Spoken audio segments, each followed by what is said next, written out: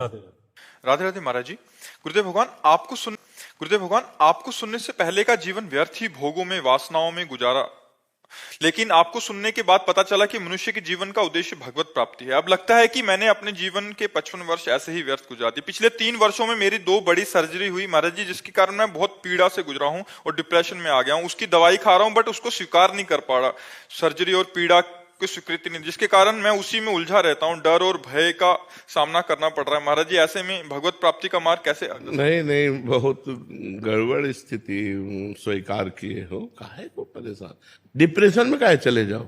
Radha Radha Radha, depression कोई महल है जिसमें आनंद से रहोगे?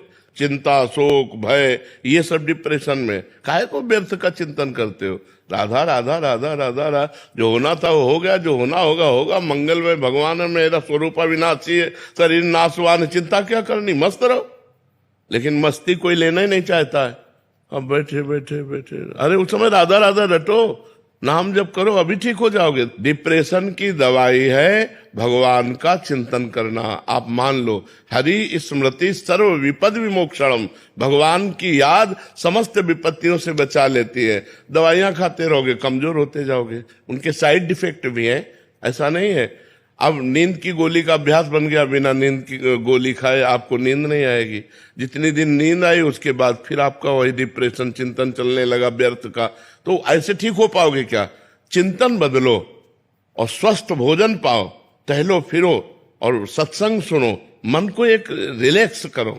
मन को बार बार इतना चिंतन किए हुए हो कि वो डिप्रेशन में जा रहा है, चिंतन करो भगवान का। यार काहे को व्यर्थ चिंतन करते हो? जो हो गया उसका क्या चिंतन? हर कष्ट सहते हुए मस्त रहने का उपाय है राधा राधा राधा राधा। काहे को चिंता करते हो? जब मरना है तभी मरोगे, जो होना है उसे रोक सकते नहीं, तो क्या चिंतन करे? राधा राधा राधा, हे भगवान मैं तुम्हारी शरण में हूं, क्या परेशान। हे भगवान ठीक कर दो, ऐसा भी नहीं सोचा?